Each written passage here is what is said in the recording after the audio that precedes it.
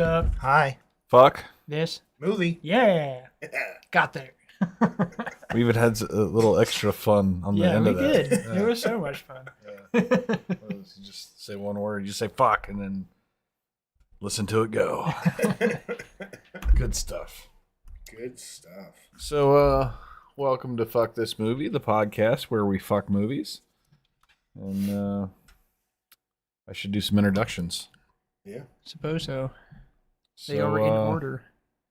The man to my left is the man who will be choosing the kind of what we're going to do next episode. But you have to wait until the end of this episode to find out what that is. Mm-hmm. The man who watched everything, Mr. Reese Weiler. Everything. Hi. And then the man to my right, owner proprietor, Take Action. That's me. It's Mr. John Brown. He's too old to be cool. I am very much so. I was actually just having a conversation about how much, like, once you get 40, it's very easy to just become the fucking curmudgeon-y old man. You know? Yeah. Speaking of curmudgeonly old men, we have me. I am the man who preps. Mr. Dustin Hopper. Born to be a curmudgeonly old man, I would think. Yes. Born to be? I don't know if that's true. I was some other things in my youth. Right. It just worked around. Were you ever anything but curmudgeonly? Yes. Curmudgeonly old 16-year-old. Right. That applied to me for sure. I looked around the room like, fuck these kids. So this movie that you're going to pick at the end, I don't know what it is, but if I had a guess, I'd say clergy fucking. You know, I do like to stay on brand. Clerical fucking. Yeah, yeah. You know, would I also be on brand if I said I had not picked a movie yet? Oh, that's good. Yeah, I don't know. It's refreshing. Let's go. Let's run with it. Spontaneous picks. You can always rely on Reese. If some sick fuck makes a clergy fucking movie, he'll be there. We could do Velocipaster. That movie's actually fucking hilarious. I haven't seen it yet. It's it's like super low budget and like janky, but course. it's like fully like it was part of your committed. birthday celebration. Yeah, it was part of my birthday. Fully committed. Yeah, it knows exactly what it is. Yeah, I've been wanting to watch that for a minute now. Oh my god, it's funny. Well, speaking of what we want to watch, let's talk about what we have watched. All right. What you guys been doing? Well, I had a small list of things. I've been watched a lot, but I've watched some pretty notable stuff, I think. I was talking to you the other day about Captive State. It's a sci-fi flick, post-alien invasion. Oh, the trailers for that were really good, and then I didn't end up watching it. It is like it's a very solid movie. It does a very good job immersing you in, like, it sets it up pretty quickly, pretty efficiently, and the acting and the action, just, it all feels supernatural. Nothing feels missing. Nothing feels forced. Like, yeah, you could always have more setup with those kinds of movies, but like everything as far as that goes was pretty much right on the money. Like, it made you focus on the characters and made you focus on in context to the setting exactly enough. Aliens were a pretty interesting design. When they were naked, they were basically like, I don't know, lanky dudes covered in like the dusting sponges, right? With like the fibrous shit that just kind of dangles. Yeah. So like that, but when they got pissed off, they just turned into fucking spikes. Interesting. So that was like the aliens. Yeah, I do like how recently some and it doesn't always work because like it's so easy to make a cool looking design with a humanoid form, but I do like that we've kind of lately gotten to more, because like realistically aliens would not be humanoid. No, and that's an important thing, I think, and that's like, I remember in high school reading Michael Crichton's Sphere. Yeah. And that's what that book is all about, is like really like our preconceptions of an alien are like flawed because they're based on our own shit. Yeah. Right? Yeah. They turned that movie into a really bad movie. Oh, yeah. The book into a really bad movie. Yeah, no. Sorry. They didn't turn the movie into a bad movie. In it was high already school, a bad movie. we read the book into a bad movie. We read the book and then we watched the movie in class, and I was outraged. I'm like, what the fuck was this? Like, this is stars Dustin Hoffman, who will be it's not noted later. It's not Charlize Theron, is it? No, it's a Sharon Stone. Sharon Yes, Stone. that's what it was. But yeah, so no, But yeah, like Arrival and Edge of Tomorrow, they Mhm. both like are very abstract, non-humanoid alien forms. Which actually, I that's gonna be a love good segue Edge into of the next Tomorrow movie. and think it doesn't get enough love. Yeah, Edge of Yeah. Tomorrow is great. So yeah, Captive State, basically aliens take over, and it's pretty much they immediately they get here, they apparently murder enough people. You don't see much murdering of people. You do see a specific amount of it in the main character's parents being like turned to dust, basically, in like an instant.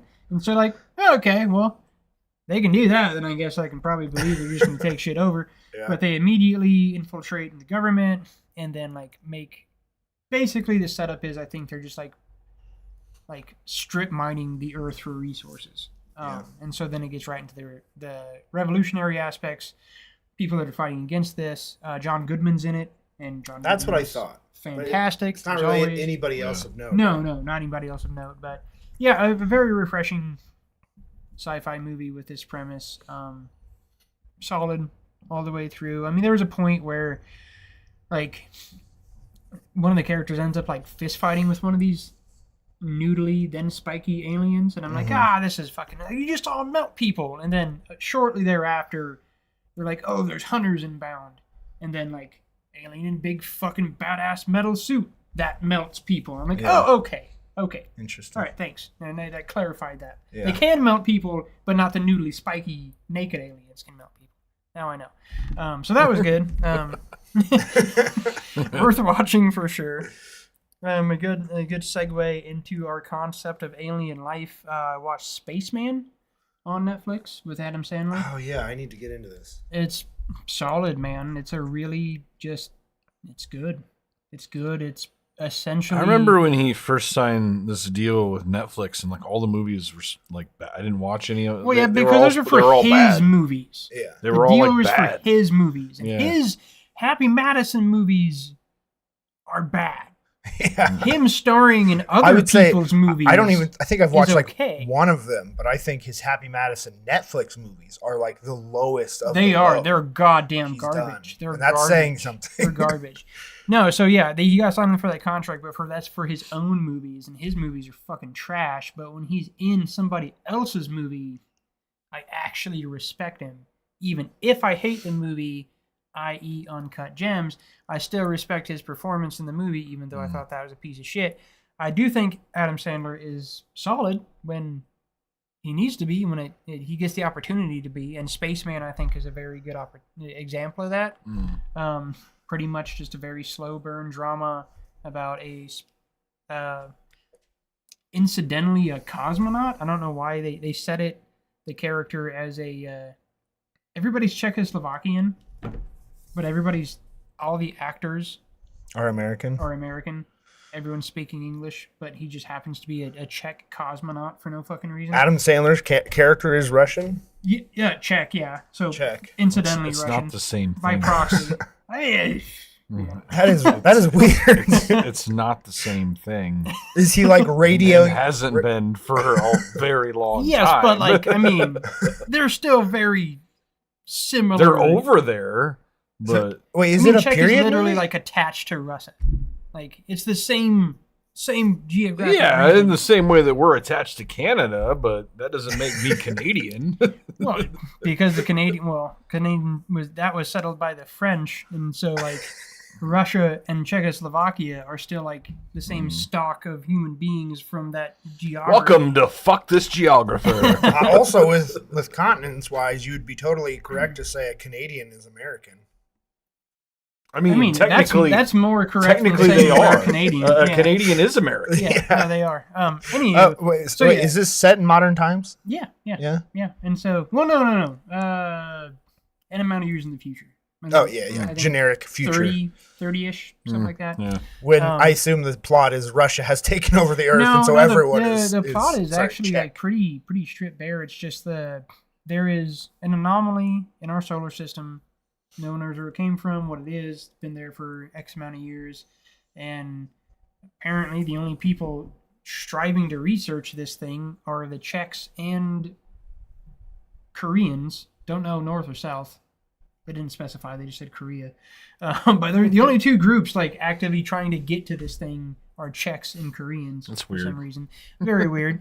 Very weird that everybody's Czech, but not like everybody's like very just completely English. Does he do an accent? No, no one does any accent. There's no accent to be found. Everyone's That's Czech, Happy but everyone's Madison. English. Yeah. Anywho, No, he'd be doing the. yeah. Thankfully, there is no sticky voice for Adam Sandler. Shampoo is better. But so yeah, it's all Christ. about this dude that is on this solo mission that is very like aggressively corporately sponsored. Like there's a huge element and Also seems focus realistic. on the corporate sponsorship making this whole thing possible. He has to like fucking repeat slogans and stuff in the movie, and like there's a point where that he is boarded by an alien species and he's like, oh fuck, I'm gonna die, I have to like use this anti fucking like this, I don't know, chemical substance to kill all like living organisms on the ship. Like I have to use this to save myself, and they're like, oh well, they don't really like that, but I guess they can do it. I guess you can do it, but they need you to say the slogan. So like not even on TV or anything, they need him to say the slogan before he uses this fucking product in deep space to stop himself from potentially dying from an alien species. Are they using real companies? Because I feel like that would be. I don't think Cringy. so, because it's like weird Czech. Yeah. Anywho, he is on this trip. About halfway through, the ship gets boarded by a giant spider, and not like a big, intimidating, gnarly spider, but more like a cute black jumping spider, but like person-sized. Yeah. That communicates telepathically and is It's a super. cute jumping spider that's person-sized. Yes. All right. Yes. He's actually Making when you sure I watch the read that movie, right. when you watch the movie, he's actually pretty adorable. Wait, did you watch it too? He No, I hasn't have seen not, it yet. I have not watched it. But I missed that one. yeah. So yeah, cute jumping spider, human-sized guy. I know that exactly is- the kind of spider. That is very well spoken. That communicates telepathically. That really is just there to help Adam Sandler's character through his failing marriage and to become a better person. And that's pretty much the movie. Is like this guy, went on this voyage and his wife is pregnant, wants to leave him, and he's just kind of a shitty, just, not connectable human being, and this spider just like gives him counsel on this space trip to help him be a better person. And that's the movie, and it's actually pretty good. Like, Yeah. it's pretty fucking entertaining. So good Paul performance. Dano's a pretty easy sell for me. Yeah. So. Yeah, I definitely recommend that. And then I did get around to finally watching the Total Recall reboot, and god damn it, I fucking thought I would hate it. I didn't watch that movie forever because I thought it was stupid they would remake Total Recall, because I think Total Recall is perfect for what it is. And I remember the preview being like super heavy-handed CGI, which there's a shit ton of CGI, Yeah. of course, but like when you actually watch the movie and put the CGI in context of the world they built, like it actually makes sense. The world building for the story is actually kind of different. It is very logical, kind of clever in places, like how they capture the sequencing of the original story with the new world building is really cool. I was surprised that I thought it was actually really solid. Wow. Reboots, I think, are You usually think like trash. more standalone, it's good, or like even comparing it to the original, it's good. So Like, would it be better if it wasn't? I've called never Total seen Recall? that was the thing. As soon as we started watching it, my wife was like, "Oh, they should have just fucking named it something else instead of calling it Total Recall." But I'm like, well, then if they would have named it something else, because it's very different. Yeah. The world, everything's very different. And I'm like, if they would have named it something different, then people would just be like, "Oh, this is just a fucking rip off of Total Recall." Yeah. Sometimes. So, Yeah. whatever. And like Yeah. in essence, it doesn't matter? Yeah, it doesn't matter because like what is there a woman with 3 tits? That's what everyone wants to know. No. They threw in a good healthy amount of homages and kind of clever ways. That the 3 tits wasn't clever. That was just like, hey, there's a chick with 3 tits. You looking for a good time? You know? They should have upped the ante and made all of the women in the movie. Yeah. Or why stop at 3? Right, 4, 6 even. And all the guys got 2 dicks. and No, so it was very much very CGI based, but the premise is a lot different as opposed to being like, okay, it's on Mars and like the evil corporation is denying people oxygen. It's more like give the people back the air. The Earth is fucked, and there's only 2 places that are worth a shit on Earth, and it's Great Britain and Australia. And there's a tunnel through the center of the Earth that takes you to either place. But all the power is in Britain, and Australia is basically like a fucking slave mining camp. You know, like it's the ghetto, right? Yeah. And so it's about economic disparity and like people being used and all this shit. But yeah, no, it captured the same idea in a very different way. They did exactly enough homages to the first film, to the original film. Stands alone very well. Very well produced. I do like Colin Farrell quite a bit, and he was good for the action guy that he was. Yeah, no, it was super actiony, but I mean, the other one would have been more actiony if it could have been, and the other one was as actiony as it could have been in the 80s. So, yeah, you know. Yeah. No, I was surprised. I enjoyed it, and I could even see like just a whole thing of just a 20 years down the road, we're going to see more remakes yet of the things made now, probably. And like another Total Recall could totally be done. That's just called Total Recall. That doesn't need to be sequentialized in any way, and just it be an interesting take on the same concept. And we've talked about that. So I think some of the most successful franchises, like Evil Dead, are kind of not really about a storyline. They're just like standalone. It's an idea. Yeah, it's an you're idea. walking into this movie with the same set of rules. It's like a shortcut. That's concept. exactly what I thought in watching the Total Recall reboot. Is that like it's just the idea of Total Recall. Actually, the description is kind of stupid because the description is like he goes to this Total Recall facility and the thing goes horribly awry. But in the movie, it doesn't actually even get to the point where he like goes into Total Recall. Like they're about to do the thing, and then the guy doing it is like, fuck, we can't do this. Yeah. And then they get murdered by people. Mm-hmm. So like it didn't even actually happen. So the whole thing in the original one, like there's like basically a vagueness the entire time. You don't actually know if he's in the thing or not. So I don't know if they captured that as well in the newer one, because after all, I rewatched the original Total Recall a few years ago, and like they did a really good job at blurring that line to not really committing to anything. Like you watch the original Total Recall, and it does feel like, well, I don't know, was any of this real? Yeah. So, but yeah, that was it. And then the last movie I would have to talk about was a movie that me and Dustin watched the other day on a whim: Satanic Hispanics. Oh yeah, it was on my list too. Yeah, first time I've seen Pedro from fucking Napoleon Dynamite in anything besides ever. Napoleon Dynamite. The first Yep. time. Next movie up, he's a satanic Hispanic. Yeah, I mean he's the only not satanic Hispanic in the movie. I guess he's the guy that's supposed to. He's probably the least satanic, but he might be the most Hispanic. That's true. I don't know. The sticky... There are a lot of Hispanics that are questionably Hispanic. There are. Yeah, so it's an anthology movie. It started off kind of okay with a story about a guy that was like a Rubik's Cube master,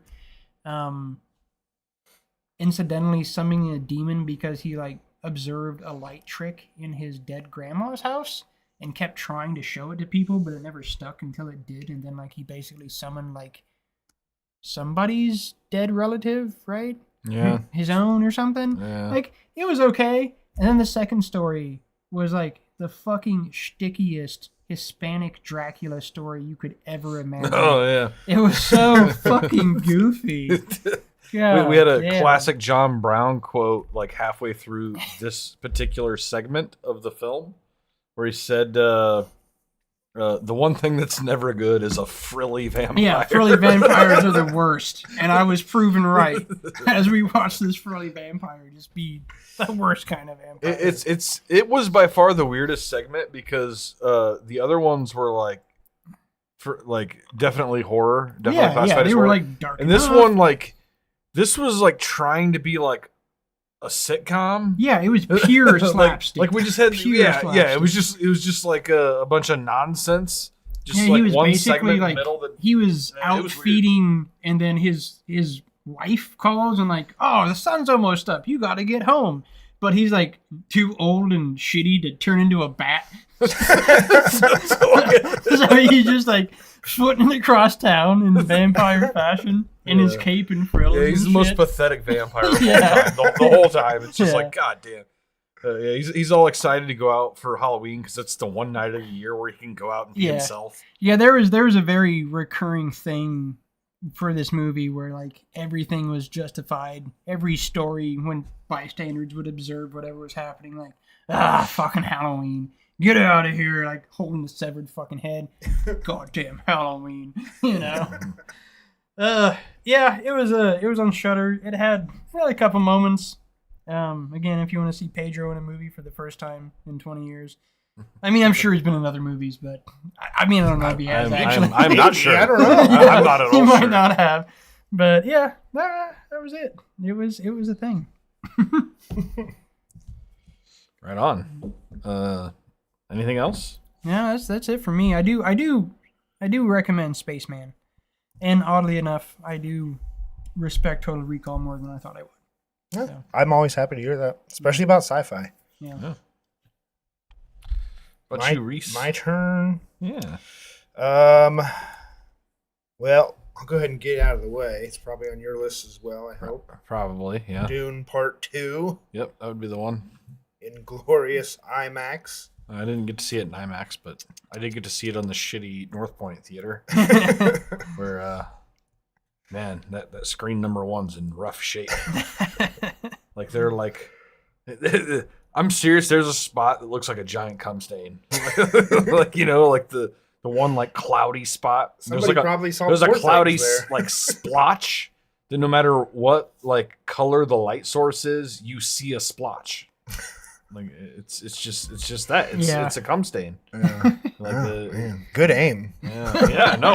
It's like I mean, it's like in the upper left range. third of the screen, so it's unavoidable. It's just right there. Damn. But no, what'd you think? Fantastic. I loved it. Okay. Yeah. Well, I guess we don't need to say anything else about that. I mean, I could put that movie on mute and just look at it. It's so pretty. The whole sequence when they go to the Harkonnens planet. Mm-hmm. Oh my god, I just love that. That was. It's exactly like it's like my dream scenario of a good sci-fi movie. It's just 70% visuals and 30% story that you can barely follow, Right. And but like just everything just knocked it out of the park in this movie. I mean, the cinematography is of course fantastic, but also I thought like I the first one as well, but the acting was just fantastic. All of the characters were so good. Yeah. I think we talked about this earlier, but I think Rebecca Ferguson, Zendaya, and Javier Bardem are the standouts for me. And Javier Bardem is just I would say he's almost like Daniel Day-Lewis level at this point. You just throw him in a movie and he'll be awesome. He's Javier Bardem. He's not going to make a bad performance. He just automatically makes your shit better. I was somebody, and I actually thought about this during the movie weirdly, but somebody pointed out how wild it is that it's like that and the villain from No Country for Old Men are the same actor. It's just like this guy has fucking range. It is insane, especially for somebody who literally never changes his voice. He never does alternate accents. He's always the same, Spanish accent, and he's got those cold, dead eyes. Though, Yeah, no, the dude's a badass for sure. He's fantastic. But yeah, I hope and I pray to my horny nuns that you get to see it in theaters. Yeah, I may not, but I will enjoy it nonetheless as soon as I get. It just came out, so it's not like there's a huge rush. But like, I might be able to see it this week. So I only have one real criticism, and it's not really a criticism. It's just the reality, and it's the same criticism I had of the Two Towers and Peter Jackson's Lord of the Rings trilogy, which is when you do a movie that's like the middle installment of a trilogy, you end up with this movie that's like it doesn't have a beginning and it doesn't have an ending, so it doesn't really feel like a real movie. And I really kind of got that with this, just as I did with the Two Towers, to where it's like the first thing I ask people when they ask me about it is, did you like it better than the first one? And nobody's just flat out said yes. I mean, I think Matt Wise kind of did, but without really saying it. Because to me, it's just this like it's just kind of a nonsense question, because it just feels like a continuation of the same movie. Well, isn't that the idea? You remember the first one ends on like, it just feels like that Lord of the Rings where it's like, I don't like, it's cool, like it was good, I enjoyed it, but like, I mean, it is just a continuation of the same movie, and I can't really judge anything until I've seen the whole. Yeah, that's true. Yeah, and that's so. Yeah, I think that's very, very real, but I think that is the idea, and there's nothing fucking wrong with that at all. Like you want, no. It is 100% the idea. It wasn't really a criticism. Yeah, it was just. I think it takes down a tick for me, like it was probably more entertaining than the first segment, but it's just that the whole like doesn't have a beginning, doesn't have an ending. Right. That I think a film does suffer just a little bit from that, right. you know. Well, I think that's I get what you're saying, but that's just a trilogy. It's just a matter of perspective to not let it do that to your perception of it. No, you know? I don't think it's really like that, because if we go way back, like I don't like Empire Strikes Back doesn't have that to me, right? Like in Star Wars, because it like plays well enough as a standalone movie. Right. And but is that just because you've seen it 300 times? No, it isn't. Because like it doesn't give you any introduction as to who like the Han, Leia, or Luke are. It doesn't, but also it's not. It feels like a little bit of time has passed here. You know, like you see growth in the characters, and like so it's not just like we went from yesterday to today in this new segment. You know, it's not a day later. Are you talking about Dune or Star Wars? I'm talking about Star Wars. Okay, because Dune is literally like it takes place like moments after the first one. That's what I'm saying. That's what I'm saying. Yeah. And like Empire Strikes Back isn't that, right? It doesn't feel like just a continuation of A New Hope. It feels like a little time has passed. He's grown in his strengths a little bit. Like he's got a little bit more of an attitude all of a sudden. Which I will say that Dune is like just so much more complex of a story and so much more complex of a universe. It was not my intention to compare it to Star Wars at all. I was just we were talking about trilogies. I still get your feeling though. Like I understand that for sure, that it does help for the second in the sequence to feel a little bit more standalone, but I don't think there's any perfect or right way to do that. So you just take it as it is, I suppose. It's definitely a time will tell type thing, because honestly, I walked out of the theater after Dune Part 1 and was like, I loved it, but also like I feel a little bit like because the ending is so like the movie goes and the adventure begins, the end, you know, like it ends right as the story is taking off. But then I rewatched Dune Part 1 like the night before I was going to go see Part 2, and knowing I was going to get the continuation the next day, it made the movie like perfect to me. Yeah, so. I do think that we'll just need to see the whole thing. At once.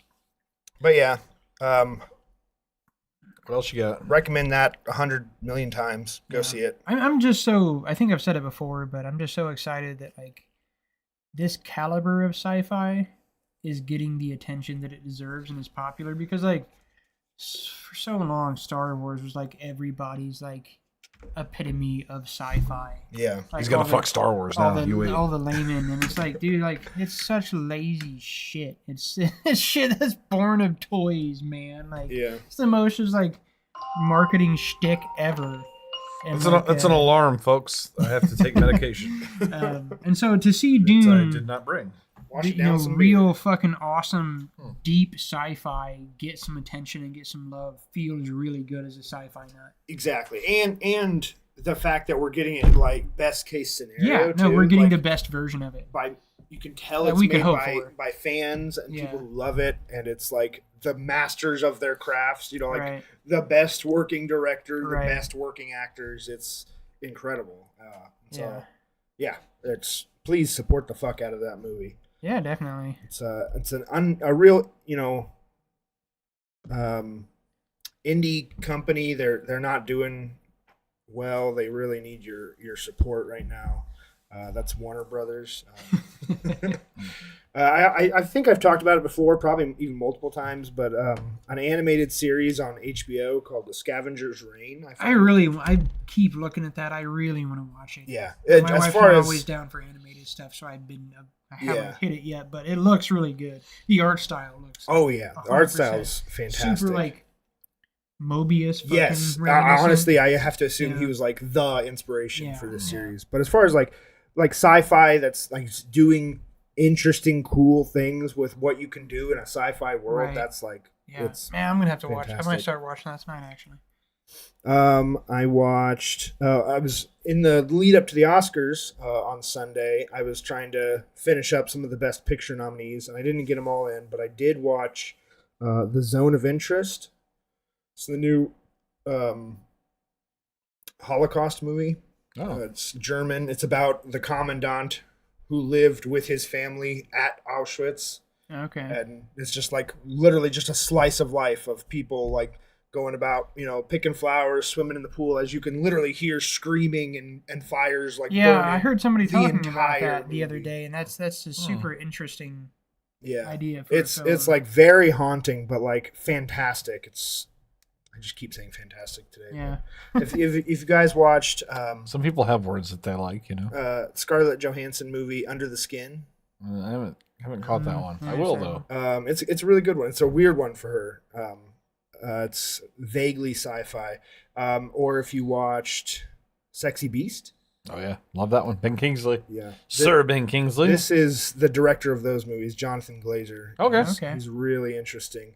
But it's like a very haunting, disturbing, but also like I don't even know what it's rated, because there's like really nothing. There's no nudity, violence, language. I feel like you could almost rate this movie like PG just for content wise, but like except for the gunshots and murder in the backdrop. Yeah, it's like it shouldn't be rated PG-13 or R unless you know what's going on, which you have to if you're watching it. But it's a fucking good. It's probably the best Holocaust movie I've ever seen. It's very relevant to the times and things going on, and oh my god! And then it just won best. I think it won best original screenplay and best sound at the Oscars on Sunday. So that was very cool. Oh, best original screenplay. Yeah, even though it's based on a true story. Mm-hmm. Yeah. See, I have a whole. There's a whole segment of the internet that might argue that one. That's true. Yeah. What is this? Sci-fi? Made it up. I actually had a rant planned for this because I saw that Society of the Snow Society of the Snow was it was nominated for best original screenplay, and this is bizarre to me because it's just another movie. Well, there's a movie called Alive, which is exactly Society of the Snow. So there was already a script for the movie that's identical, other than the language that is spoken. And then both movies are based on a true story. So this is literally the least original screenplay, maybe in history. And it got nominated for an award called Best Original Screenplay. See, those kinds of things are what make you doubt the guys assigning awards. Well, it's like, Reese and I talked about this off air.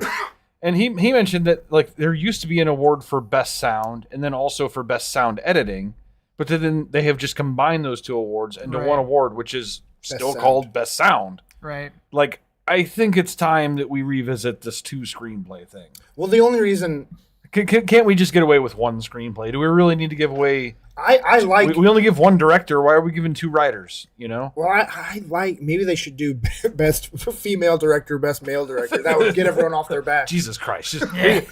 This award show is going to be like 7 hours long. I do like the idea of giving. I mean, they just need to change how they view it because, like, if it's based on a book or if it's based a previous on movie anything or something, then yeah, I get it. To me, if it's based on anything, it's not original. I mean, like I mentioned, Oppenheimer was best adapted screenplay because Christopher Nolan read a book about Oppenheimer. But Maestro, which is about the conductor, I keep forgetting his name. Leonard Bernstein is under original screenplay. So does that mean is that because Bradley Cooper didn't read a book about Leonard? Yes, he probably read several though. To be honest. It's a very weird thing. It's something they need to look at. And also, I like more movies being. While we're on the topic of the Oscars, real quick, a quick shout out to first-time winners: Christopher Nolan, Robert Downey Jr., and especially Cillian Murphy. All for the same movie, Oppenheimer. It just kind of cleaned up as I kind of thought it would. Yeah, it won 3 other awards on top of those 3. Yeah, including Best Picture. Nice. Anyway, anything else? Let's get back to the what you've been watching. Did you have anything else you wanted to mention quickly? I watched The Piano. I really liked it. Okay. Totally got the. I mean, damn, it's a fucking horny movie. It is so horny. It's. I mean, Harvey Keitel just asks Holly Hunter if he can pay her so he can jerk off while she plays the piano. No, I highly recommend it though. I really liked it. And I rewatched Godzilla King of the Monsters because that movie kicks ass, and I'm excited for the new one. Oh, the Battle of the Kongs. Yeah, Godzilla X Kong. Yeah. New Empire. Yeah. We'll see. It doesn't have me super hyped, except for the fact that it is a Godzilla movie. So I mean, I'll definitely watch it. It's just like those movies vary, like the scale and amount of just like comedic relief and shtick, like level, like it grew so much each movie. So yeah. Oh, actually, fuck! Did you guys watch Damsel on Netflix? With her from not Chloe Grace. I did Moretz, want to talk about that movie. It has Millie Bobby Brown. Millie Bobby Brown, yes, on Netflix. It's like a fantasy. Yeah, it's princess movie. Yeah, it is, but it's actually pretty cool. I did want to actually talk about this one. Girl gets married into, from a failing state, like her kingdom is just fucked. Mm-hmm. It's like not growing anything, not doing anything, just dying. Gets married into a nice, rich, super prosperous kingdom, but this kingdom exists in the shadow of a dragon, and basically the royal family has been like scooping up other princesses from other kingdoms to feed this dragon when they're supposed to be feeding the dragon their own offspring, because like they tried to kill the dragon in very comically just like poor fashion. Yeah. At the opening sequence is this king like trying to fight a dragon with like 9 knights with swords and 3 archers, and it's just pretty fucking funny because like you guys are gonna die. And they die really hard. The dragon melts like 4 of them. The king's like, hold fast, and they draw their swords and stand there, and it's like, have you guys never seen a dragon before? Like, you're gonna fucking die. But basically her character ends up illustrating to the dragon that the dragon has been duped, and then doesn't help the dragon take revenge, just illuminates the fact that the dragon has been duped, and then dragon murders said kingdom and then is now her friend. But yeah, it was for a fantasy dragon flick, it was actually good. It was fun effects. Yeah. Oh, it was gorgeous. It looked great. Oh yeah, it looked great. Okay, then wait, is the queen someone too? I don't know. Maybe she's a bitch in the movie. She gets melted at some point. So yeah, I feel like there was another actor in the movie, but I can't think of. Actually, 44-inch chest. The main character from 44 Inch Chess. The main character. Don't know his name, but yes, I do not. I actually do not. Not Weinstein. It's your movie. Why are you pointing at me? I can't. It's cool. It doesn't. Anyway, it's not important. It's really not important. Dad, so yeah, he's the dad. But no, is for a fantasy. Ray type, Winston. Yes, for a fantasy type movie, very solid. Winstone. Good revenge against asshole movie. Nice. But yeah, it looked great. Great portrayal of the dragon. Yeah, it's good. So, cool. Quick segue. So I got just a quick couple since Satanic Hispanics and Dune 2 are already taken. I did rewatch Parasite second viewing. I watched it with Molly, who had never seen it before. Fun. She was really impressed. She's not that familiar with Korean films, and she was just overall very impressed. As you are. Her favorite part was she loves that the dude got unhinged because basically because the dude said that he smelled like an old radish, and she loves the concept of like someone calling someone an old radish being like a sick burn, and so like right. so she's like holding on to that one for something in the future. You fucking radish. Yeah. So, I feel like that would really disarm a situation. I found that interesting. In She America. found a real connection to the concept of the old radish and how this guy like would like come to the edge of murder. It's just like she's like he basically murdered a dude because he called him an old radish. I'm like, well, no, he murdered him because he was unhinged because his daughter was just killed in front of him. She's like, no, that's not how I see it at all. Like, oh, okay. Yeah. And then also, I watched Dumb Money, which is the GameStop thing. It's fine. Stuff feels like that's so soon. That's really how I was feeling. And also, if you've seen the Jesus movie, Christ. there's a movie that came out a few years ago called The Big Short. Very, very similar, but The Big Short is just like a much better movie.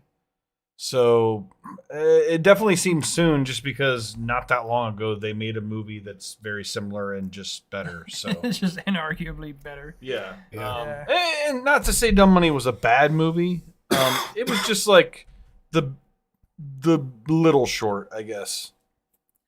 I would say an unnecessary movie. Yeah, we could say unnecessary. Do you disagree with my review of it was very watchable? Yeah, I mean, I would say it was very watchable. Yeah. But did you need to watch it? No, probably not. No. Not even But I really don't any, hate like, that I did either. stand Yeah, out. yeah. You know, You're just like, yeah. It's just all there. right. Even all the actors I thought were pretty just like, yeah, you did fine. So we're ready for the feature here. I think so. All right, real quick, Wait, you got one thing. Nothing too important or immediate, but there's a movie coming out. You need a kidney. In a couple, I do need a kidney, so now. please. I'm in a bathtub. Oh shit, we don't Not have important, we don't have any but- viewers. There's a movie coming out, and I think it was supposed to come out late last year, but then it picked up some attention and stuff, probably some festivals, and went around online. So now that's getting a bigger release, which is always cool. I think it's coming out April maybe, and it might not come near us, but it'll probably come to Fort Wayne. And it's called Late Night with the Devil. Okay. And it's kind of like a found footage movie in that like they're filming like it's a 70s TV show, and they're like filming an episode of this where they're doing kind of like an exorcism live on TV. Okay. And so it's found footage in that way, and that it's like right. cameras recording As everything. long as like it's not completely found footage. I don't think it is. No. Okay, And then that's good. That's the saving grace. familiar with this Yeah, character. that actor. guy is I'm sure good. you've seen him Yeah, Yeah, that guy is 100 good. times. I like that He guy. played the same guy in some other movie I saw. I don't even know who he plays, but I guarantee you. Oh, he was in played the. That's the guy Yeah, he was. that played the polka Thus, it dots. was. Yep, Polka Yeah. Dot Man. Definitely was. He's worked with some big guys. He was in Prisoners. He was in The Dark Knight. You know. For those listening, David Desmalchin is his yeah. name. we were just shown a photo of David. Yeah. David, I don't know. He's a character actor that If- you've definitely seen in something. So if you remember the Joker thug that Harvey Dent is interrogating in the back of the ambulance after the shooting in The Dark Knight. That is David Despommier. Oh, got there. Got there. I mean, everyone's seen The Dark Knight. Yeah. But it looks really, and it's produced by Shudder, which I didn't realize until I saw this. Okay. So I will definitely be watching it then. Yeah, because even it's if you gonna come can't right catch it in across my radar. theaters, Yeah. you'll catch it on Shudder. But I just want to point that out. It looked fun, interesting, cool. and original. Yeah, I think that's it. Like, so found footage is like can be just fucking atrocious. Yeah. And I think what they should, anybody like that has an idea, like, okay, I want to produce a movie that kind of has like a found footage feel, like just make sure it's not all found footage, right? Like, if you want to get that vibe and feel, like, go for it. Like, do that. That's cool. Just don't make the whole fucking movie that, you know? And, like, that's a good setting to not do that, you know, with it being you can catch, like, the live on-camera stuff and then still have an actual film around that. And I think that's important for that style of film.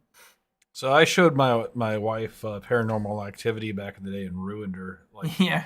She can no longer watch I will horror say, movies. I haven't seen that movie since that it came out. movie's actually kind of fucked up. No, man. that's probably the and that is last... the right amount of found footage. Also, because most of it takes place like in the flesh, in front of you, in real time, and there's just some dude with a fucking like walking around with a camcorder, but in real time, like it's you're not seeing it through his lens. Yeah. For the most part, and in the real time thing helps too. Yeah, but yeah, sure. it's But it was kind of a frightening film. That's definitely one of the better sequels. found footage movie. Yeah, I can imagine they did great. I'm sure it's the same thing over and over again. If the only other found footage movie that I liked was like super over the top. Blair Witch Project.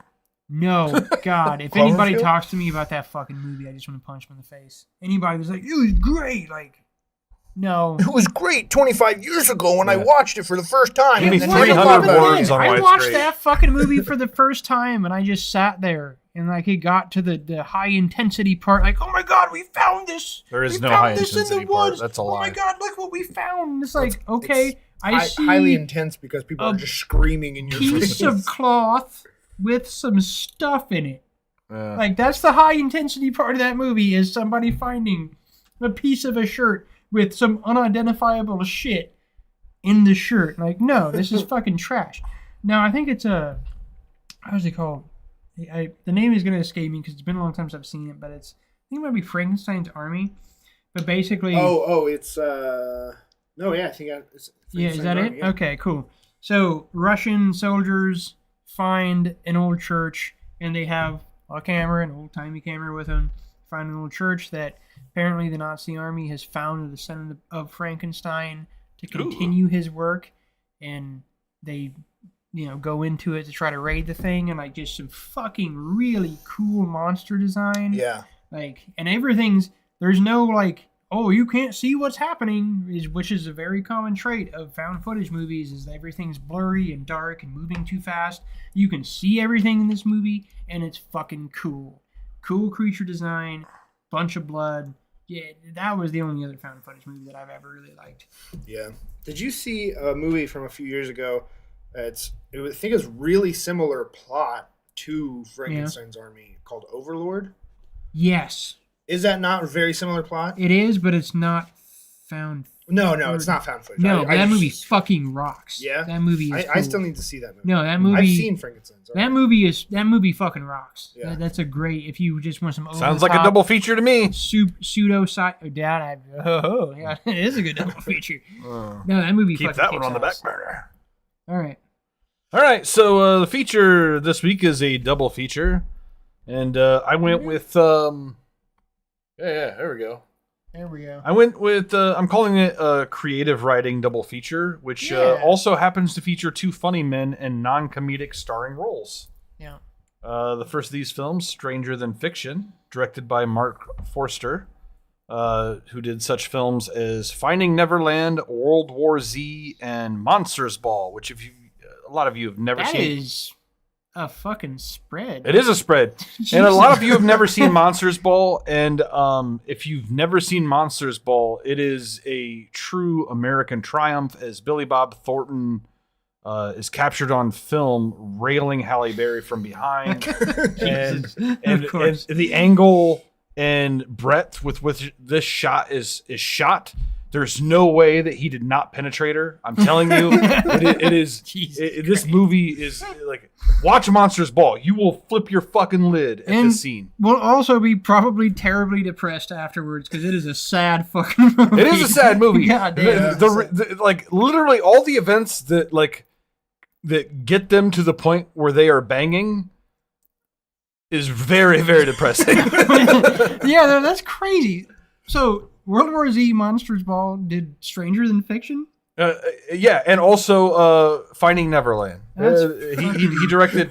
He's like, I'm never doing the same genre twice. Ever. He's all about it. Jesus. And honestly, when I was going through his filmography, those were just some highlights. There were several other things. That's crazy. Yeah, that's a spread. So then the writer of this film, who's getting basically the creative writing credit, is Zach Helm, who's done little else other than this film. There were like 2 other credits he had, and like I hadn't heard of them. Maybe they were good and I just haven't heard of them, but for the most part, I'm going to call him a one-hit wonder. Yeah, well, I'd be curious to check the stuff out, though, because this movie definitely, like, the writing is fantastic. This is a really great film. Oh, before, I forgot. It's not currently streaming anywhere on any streaming services. It's available to buy. It looks like it's on sale for $6 on Vudu. So. Ooh. It's totally worth $6. Oh, it is worth it. It's a $6 movie. You'll watch it more than once. $10 for this Put that movie. on the poster. It's a $6 movie. Yeah. You'll watch it more than once. You will. It's good. Do we want the Oh God, yeah. Letterbox? Oh God, yeah. Let's do it. Letterbox synopsis says Harold Crick is a lonely IRS agent whose mundane existence is transformed when he hears a mysterious voice narrating his life. And the tagline is, Harold Crick isn't ready to go, period. God damn, these fucking taglines.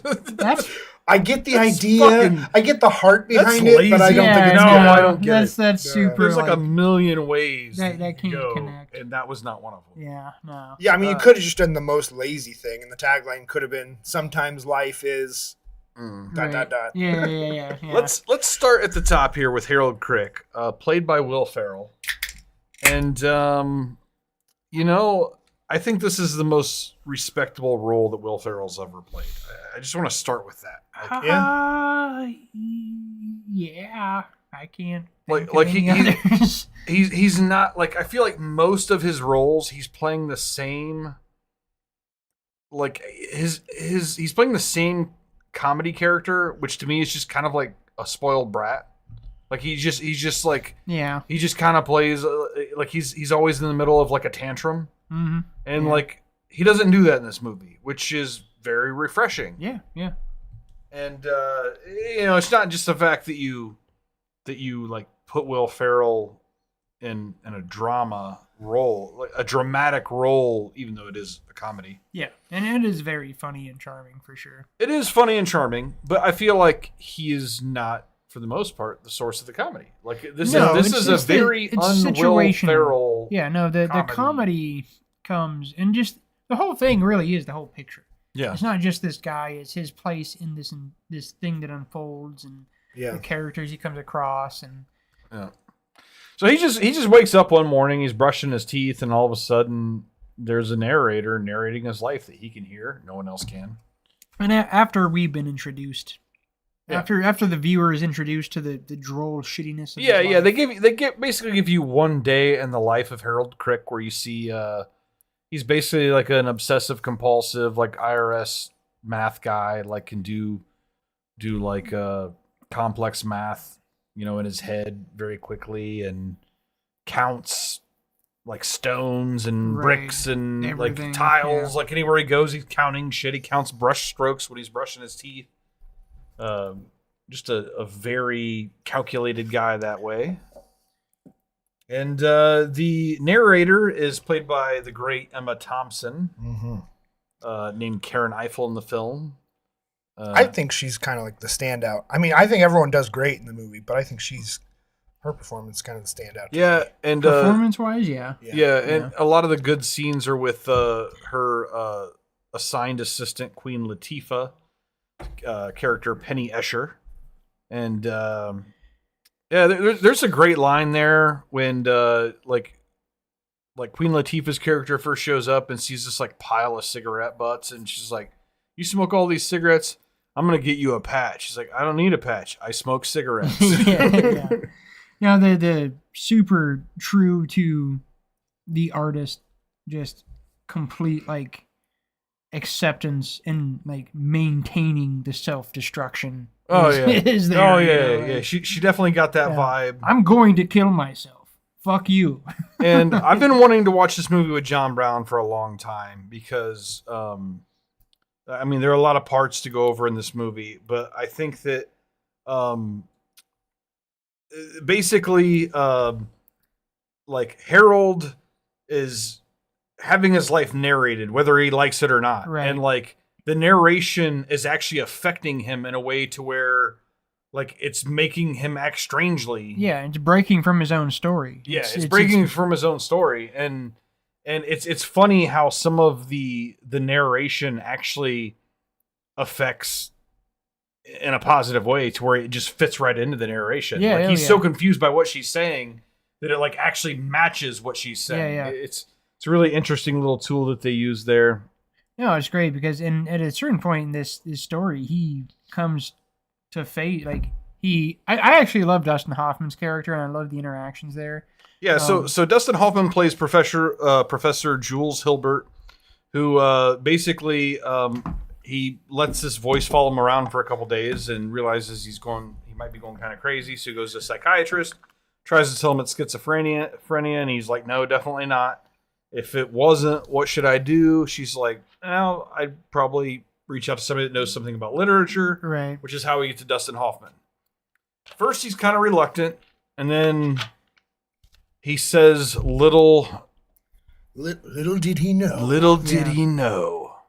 Which is apparently It's a huge deal. To Dustin Hoffman's character. What does he say? Third person omniscient? Yeah. Third person omniscient. That means something's going to happen that he doesn't know about.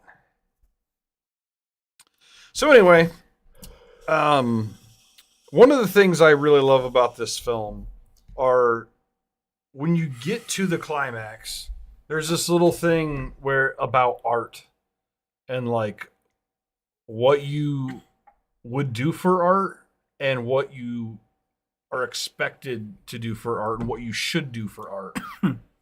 And basically the main characters all kind of have a decision. And Dustin Hoffman's character is very much pro art from what I can see. Like he's like basically like, you should die if it makes the art better. Right. You know, he's definitely from that stance. Mm-hmm. And then the question is, are the main characters going to fall through with that? Right. And that's what I really like about the movie is like it kind of has that backstory. It presented that conundrum I don't know, you watch it from a certain point of view, I felt on this one, and it almost comes more across as like I already forgot her name again. Maggie Gyllenhaal? No, Emma Thompson. It's almost like in a way the main character, and I really like that. Yeah, no, it's about her as an author. It is, yeah, like, her as an artist and like her battles with being an artist and what she has to maintain and like creating a way for her to escape. Actually, it's really cool because her own creation creates her way to escape from the dregs of acting as a professional artist. Yeah. You know, because it's like, because the whole time she has this thing to maintain. Like, there's a contractual obligation present for her to kill this character that you find out is this guy who's real. She finds out is real. And then she has to be confronted with, how many people have I killed?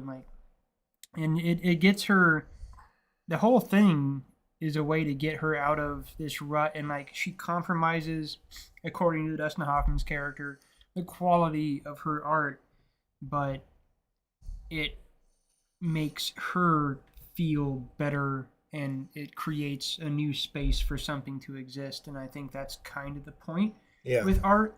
And so I really actually dig that about this movie. I like there's a scene at the end where he's like, "It's okay," and she's like, "I'm good with okay." Yeah. Yeah, You know? I can live. Does she say I can live with okay? Yeah, she's like, I can live with okay. No, because I mean, at the end of the day, man, like, fuck what art is supposed to be, and an expectation of what art could be, and like, you just, who gives a shit? Like, there's a degree of destruction of the concept of art in this movie. Yeah, I really dig that. I think at the end of the day, like, if you're not making art that makes you happy, then you shouldn't be making art. Like, I can, and that's the thing. As an artist, there's a day that we were doing Friday Night Magic, and Chris Priest was here filling in for you, and he's like fucking talking about the life of an artist and how it's just like, you know, a bunch of fucking self-hate and your shit's never good enough, but you're still striving regardless. And it's like, yeah, fucking right on the nose. And like, it's frustrating to be a working artist. Like, you have to maintain and juggle so many things for your shit to be relevant and for you to succeed. And like, it's a comforting thing for an artist to view a story where the artist can successfully just like, yeah, fuck it. It's fine, you know. That's why I love Tom Waits so much. Yeah. Because like Tom Waits is one of those artists in the world that like did Tom Waits and just did it. And it worked, and it's fucking fine. So yeah, it's really great storytelling, great performances on everybody's part. I do agree. The writers, she is very much feels like the main character, but I mean, everybody is. Honestly, everybody's kind of really important. So the other character we haven't talked about is the love interest, and it does turn out that this movie is secretly a romantic comedy. Very much so. Very much so. Yeah. And super fucking genuine. Yeah. Goddamn. Maggie Gyllenhaal is the baker, Anna Pascal, who gets audited by Harold Crick, the IRS agent, and like sparks fly. Yeah, and, I mean she's like punk rock as fuck. Yeah, she is. Chick. Yes, she is. Very sexy. Got into Harvard and was like, fuck law, fuck changing the system from within. I'm gonna bake shit and make people happy.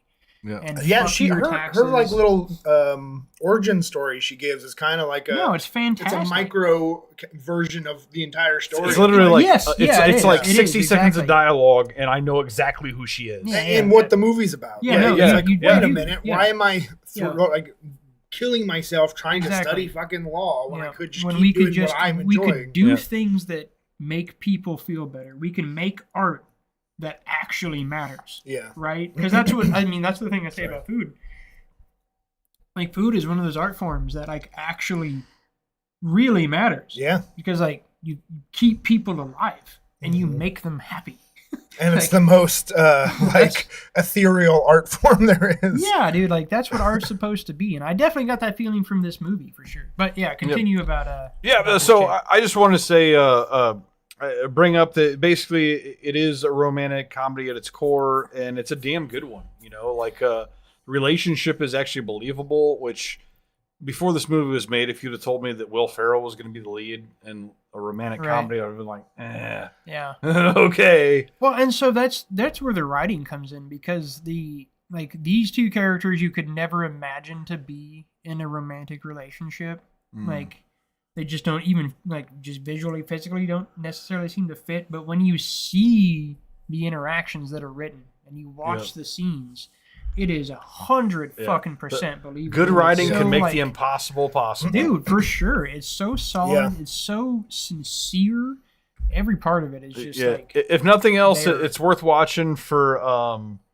Will Ferrell's romantic heroics here involve one, bringing a baker flowers in the form of like barley flour, wheat flour, different types of flowers. Yeah, basically baking flour, but he brought her flowers, and then a sweet little take on an old what do we call it, punk rock, whole wide world. I can't remember who did that song, but anyway. Sweet little ditty in her apartment that seals the deal. Yeah, I mean, what really sets that scene up is like they're having this nice, earnest exchange with each other, sharing some things, and then Will Ferrell talks about playing guitar, and Maggie Gyllenhaal's character tries to like get him to do so, but of course he's been sheepish the entire film, and he refuses. And he has just started playing the guitar. So many tries too. Yeah, so many tries, so many signals. I mean, she just literally like at this point with the things back and forth that have happened, like it's cemented this is happening. But she walks out to prepare something, and like then he gets the courage, and it's just this really like it's not spectacular the performance that he does, but like.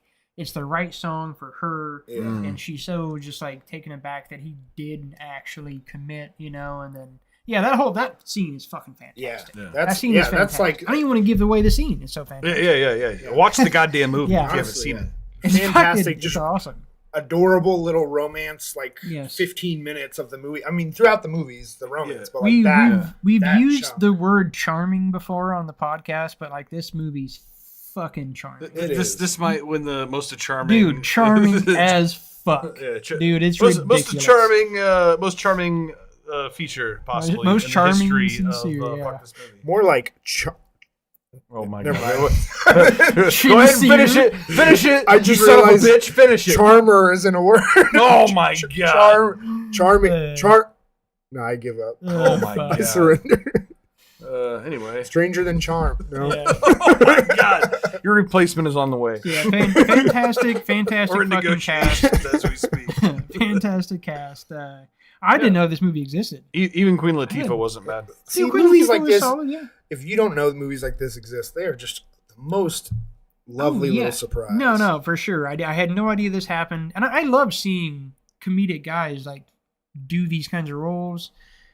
Turn the corner. I love seeing like Vince Vaughn make the change that he made in more serious movies. I love when Jim Carrey did the movie we're about to talk about. Like I love that. I fucking goddamn Spaceman movie with Adam Sandler. That shit was fantastic. Something else that movie was also charming. That both of these movies have, and a lot of movies probably we've talked about, is how fucking good a movie can be when it just takes just a tiny little bit of like magical realism or sci-fi or fantasy or supernatural. Sure. And it's like they don't even reference, like no one's like, how is this happening? We have to study it. We have to figure it out. It's just, and not to say that they accept it wholesale, but there's never an explanation for it because you don't need an explanation. That's that. I really actually I love that you bring that up because that's one of the coolest things about this thematically in their writing is just like they just discover it, and then it doesn't matter. It doesn't matter how. Yeah. It doesn't matter how because as soon as the characters discover what is actually happening, then it just becomes what's happening. Yeah. They don't give a fuck, and then they follow through. Yeah. And it's perfect. I love Dustin Hoffman's character in the film because he just like the fact that the whole idea is just completely surreal just never enters his consciousness. He believes him.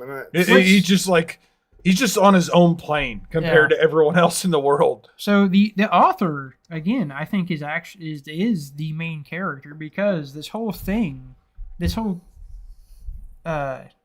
main character really is just kind of becomes a sequential thing to hook up the real main character, the author, with her lost love that she never knew she had. It all just comes full circle. So she's still just like the main thing. And yet she is by far the most like shocked, has the most shocked reaction at what is going on, even more than Will Ferrell. Her scene discovering that Will Ferrell was real was actually a super. Oh yeah, when she's like typing, like the phone rings and like. And when he comes in and all the reactions through all that, it's super. He's like, well, I'm one of her main characters. A good intro. Oh, by the way, you said the writer on this had done nothing else you'd heard of. Yeah. No surprises. What do you got? I know there were quite a few things, but I was not familiar. Well, on Letterboxd, it lists 4 movies, but one of them is Mr. Megorium's Wonder Emporium. You've never heard of that? Which one? What is it? Also starring Dustin Hoffman. Oh yeah, I No, I've never heard of I that. missed that one. That sounds so much like the movie that Heath Ledger was in before Yes, he died. the Imaginarium of Dr. Parnassus. Yeah. Yeah. If I would have seen that title anywhere, I would have watched it just because. No, it's not. It's not a super good movie. But if you remember in the I feel like season, you were shaming me for not. I thought it was a. I mean, first of all, it was a punchline on like a million TV shows, including. You remember in the last season of Breaking Bad when he's like been in the cabin for like ever, and the guy keeps coming to visit him with stuff, and he asks him, can he bring him different movies? Because the only movies in the cabin are 2 copies of Mr. McCormick's Wonder Porno. Yeah, I had no idea about that. Wow, I'm shocked, But he also wrote Deep Water, which I've not seen, but it came out a couple years ago with Ben Affleck, Anna de Armas, Tracy Letts. That De Armas chick has got no like. I'm not gonna watch it. She's so hot. Dude, she can't act. She's not sexy. She's good in Blade Runner. Have you seen Blade Runner? You should have saw that one movie that I went to my brother's house and he was watching a movie with her. Oh, Ghosted. Oh my god, that was the worst fucking. Like I only saw like 10 minutes of it. It was the worst movie. She's also good in Knives Out. I forgot she was in Knives Out. Okay. Yeah. But yeah, I thought it was funny. I guess you hadn't heard of Dr. Parn? I had not. No, I'm unfamiliar. It's not really the type of movie I would watch. And you shouldn't watch it. Yeah, that's the whole thing. I can't believe you've never seen it. Yeah, you probably shouldn't watch it. Well, it's hugely popular. I might check it out. I'll see what's there. After watching this, like I could see something to that effect being, I don't know. I mean, the cast is... Yeah, I'll watch it, actually. Dustin Hoffman, Natalie Portman, Jason Bateman. Lots of men. Man. The first 2 were like, yeah. You don't like Jason Bateman? I like Jason Bateman. Yeah. So I just... Funny little thing. So what's the wrap up on this here movie? What do we think? Well, I mean, I think charming. This movie's charming. Yeah. I think we all kind of agreed on that. Yeah, I will say as an artist, I do really appreciate the actual like where it's coming from artistically. Yeah, I really dig the perspective artistically. It hits home with me, and I dig it. Yeah. So. This movie is charming. Yeah. Fuck, this movie is indeed charming. And now we're going to talk about Eternal Sunshine of the Spotless Mind. Which is fucking fantastic. Which is currently streaming on Starz and Peacock, and is available to. It's on the cock. On all the different places. I almost did the roots. Peacock. This one is on sale for $5 on Amazon right now, so catch that. Oh. Also, well worth $5. Yeah. One-time scene. Directed by Michael Gondry. Probably more importantly, written by. Charlie Kaufman. Very much more importantly. I don't know anything else that Michael Gondry has directed. Oh, he's done some other stuff. Be Kind, Rewind. It was fun. That's a fun one. Yeah. The Green Hornet and The Science of Sleep are his big ones. Yeah, I don't think I missed anything there. Charlie Kaufman, on the other hand, has written such gems as Being John Malkovich, Adaptation, and I'm Thinking of Ending Things, which I have not seen yet, by the way. I love that movie. I need to rewatch it. Is that... I'm pretty sure I've seen it. It was a Netflix one. It's like a lot of long car rides. Yes, who's the main? Movie with a lot of long car rides. What's her name? Let's get in on that. She's a newer actress, Jessie Buckley. Oh. Jessie Buckley. Oh, yeah. Yeah. Yep. That movie was good. Yeah, Men, The Lost Daughter. Sorry, we're talking about a completely different movie. Yeah, we are. Like, what are we doing here, fellas? That's also a great movie. You should watch it. Okay, sure. Eternal Sunshine of the Spotless Mind, however, is the movie starring funny man Jim Carrey in a non-comedic role. And Kate Winslet is Clementine. And again, it's something... it's something about these broken chicks, man. Like, but Maggie Gyllenhaal is like this punk rock, like anarchist, and then in this film we got Kate Winslet, who's like the free spirit, like can't be tied down, changes the color of her hair every 2 weeks. Narcissistic.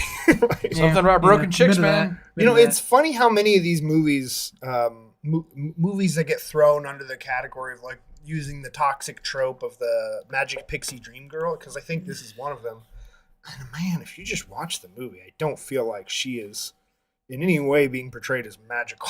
No, Yeah. she's a train wreck, You man. look at like almost every scene they have together. There's chemistry in a lot of them, but you're like, run, run, Yeah. don't yeah, pursue for this. sure. She's at best manic. Yeah, yeah. Manic is definitely a good word. manic girl. for I sure. think we can cut out dream and magic. Yeah. I don't know. She's definitely got some bipolar tendencies. Yeah. At the very least. Yeah. She's a broken chick, but she's sexy. And Jim Carrey's Joel thinks she's sexy.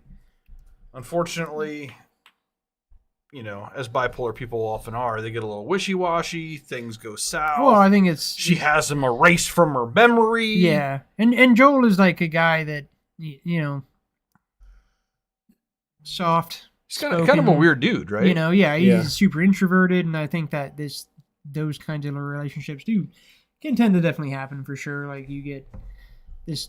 Yeah, I'm not. Well, he's Crazy, definitely weird not without his reaction. flaws. No, for sure. But yeah, they just mesh really well for what they are, and then it doesn't work out perfectly because both are broken in different ways. Yeah, I think he's definitely like the classic introvert.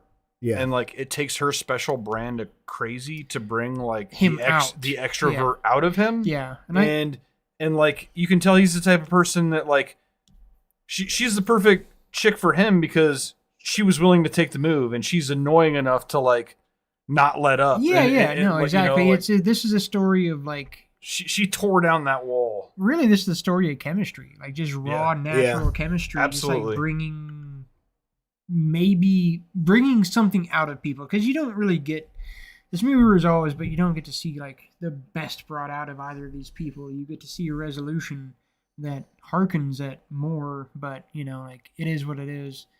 But I feel like that's exactly what this is all about, is just how these people can like really dug it out of each other. yeah. It's a very honest take on just relationships. Oh, and yeah, just, like, definitely. accepting the flaws of the other and like being able to move past immediate. Well, almost. It's like it's like how relationships can blind you from seeing the flaws. Like, because there's a lot of flaws they shouldn't be looking past. Well, in this movie. but by the end of the movie, that's what I love about this film, is that it everything is laid bare by the end of this film for both characters. So just to catch everyone up, so you want the letterbox? Yeah. Go ahead and give the letterbox. Joel give my Barish, synopsis. heartbroken that his girlfriend underwent a procedure to erase him from her memory, decides to do the same.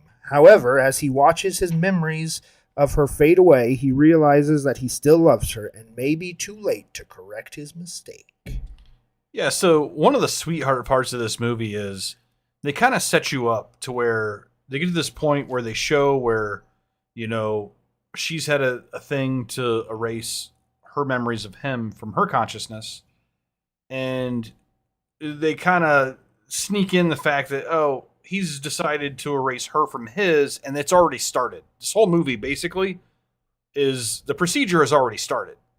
This is him on the table, basically. And so we have a small crew led by a doctor who has come up with this procedure, played by the late Tom Wilkinson. Sorry to say it. Huge fan from this podcast. MVP. Yeah, he honestly maybe has appeared in more movies on this podcast than anyone else. Yeah, I was thinking about that the other day. I don't know if that's true, but it could be. He's up there. Yeah, he's definitely up there. But also we have Mark Ruffalo, who plays Stan, who's like kind of his main tech there. Elijah Wood, who plays a super fucking weirdo named Patrick. Yeah. And then Kristen Dunst, who plays Mary, who is kind of like a secretary to this whole another broken deal. chick. Yeah. And as you find out, Tom Wilkinson may have had to wipe her mind because he did to his secretary what powerful men often do to their secretaries. Bunch of broken people here. It's a lot of broken people. But the point is that there's a realization early on in the movie where Jim Carrey realizes that he's inside of his own mind right now as this chick is being erased from it. And so he grabs her and tries to run inside of his own mind. And so the movie basically becomes, I paid somebody to erase this chick from my mind, and now we're inside my mind hiding from the people that I paid to erase. And her. it's a really fun thing too, because you get to see so much more of Jim Carrey's character in this sequencing, and trying to hide them both in his memories and adapt to the situation as it happens. It's a lot of fun. Yeah, it is a lot of fun. Just really good chemistry between the two of them. Yeah. And I know we're we like to speed walk through these. There's all this other talk, but like you said, John, it's definitely not the kind of movie that you're going to benefit from a plot synopsis. You are not. This you is are an not. experience. This movie is you an have to watch the experience. goddamn movie. Yeah. But I love that at the end you get these two people that you find out have kind of reconnected, even though they both no longer have memories of each other. Yeah. But then Mary, played by Kirsten Dunst, has kind of gotten spurned from this office that does the procedure. And so she basically steals a bunch of files and gives info to all of the previous patients. Huge law-breaking move here. Taking serious time. Assuming any of his technology would even be legal. I'm telling you right now, exposing medical records is you don't want to fuck around with that. Yeah, I don't know if this would be green lighted for medical practice though. I think it would. I think there's some he is a doctor and they are patients. I mean they presented there is all...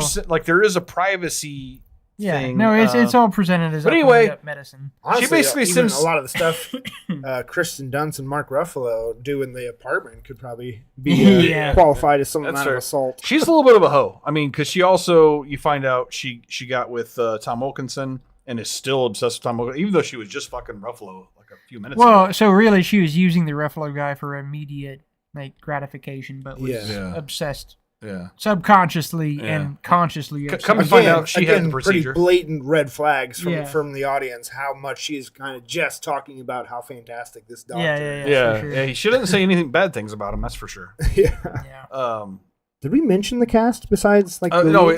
So I kind of did. Kate Winslet, Jim Carrey, Tom Wilkinson, Elijah Wood, Mark Ruffalo, and David Cross randomly. Yeah, David Cross randomly. Fantastic cast. It is a very good cast. But I like what John said is you get to the end, and so she's given these tape recordings to people from before they had the procedure, and basically, so now Joel and Clementine, who in their minds have just met for the first time and have spent a night together, find out that they've actually known each other for a while and have actually dated and had each other's minds erased because it was so toxic of a relationship. Right. And the cool thing about this movie is having all the information and starting out a new relationship, they're just okay with it. Oh yeah. It's just knowing that this ends up in complete fucking disaster, we'll do it anyway. Well, so what I think is super cool is for the characters, it's super informative. It's just a very honest and earnest, everything laid bare. Hey, this is this, and the reality of most of the time, it is going to be this is this, and you accept or you don't accept. But the fun thing is they get to play out the chemistry, and the chemistry is what makes it all matter and important. And it's.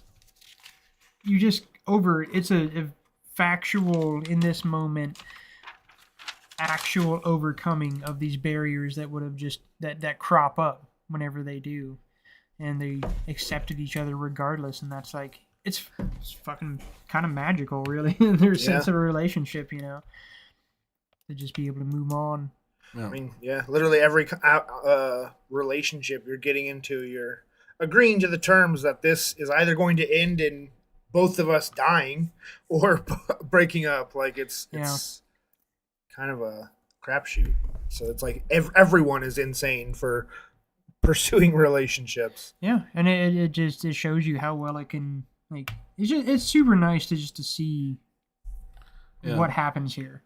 Yeah, It's refreshing. I really love the similarities between the two movies. I think this played really well as double feature. Yeah. Not to pat myself on the back too much for these choices, but I had a vision for it. I thought it played really well, and also I kind of had the same feeling back when I saw this movie come out. Like this movie came out, like with Jim Carrey. Like he also did not seem like a shoo-in for kind of a romantic lead.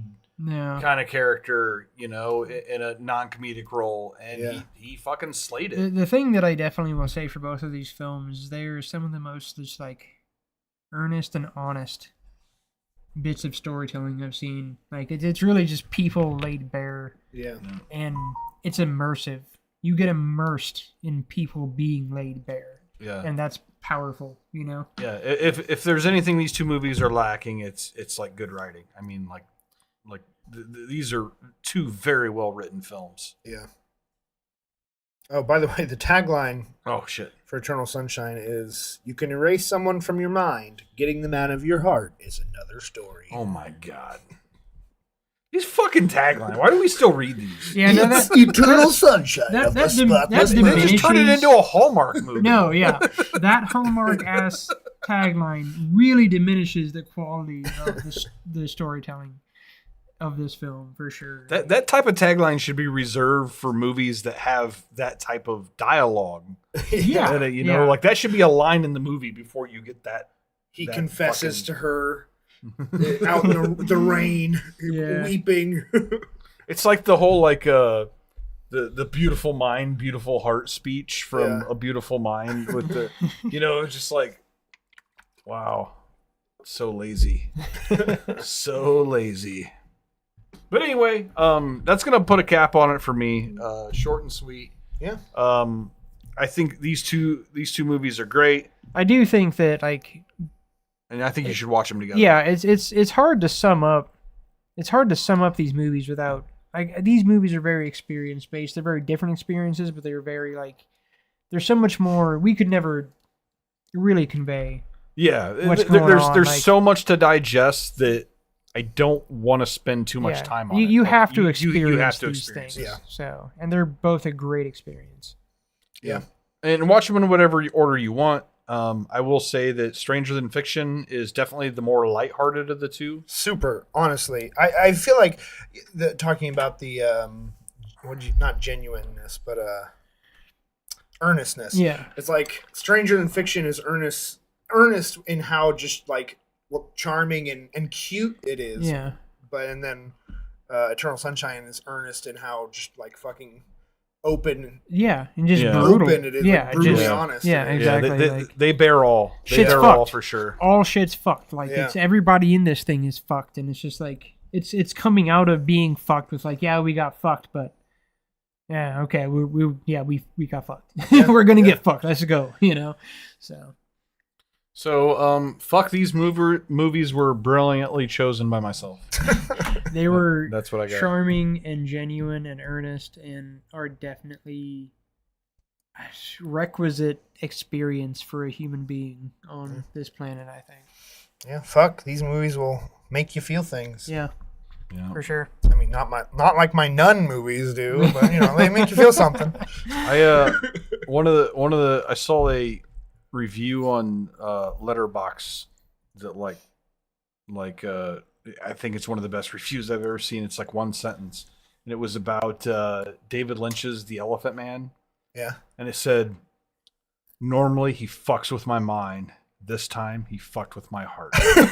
That's fantastic. I didn't know that was a David Lynch. Yeah, that's the most normal movie. Yeah.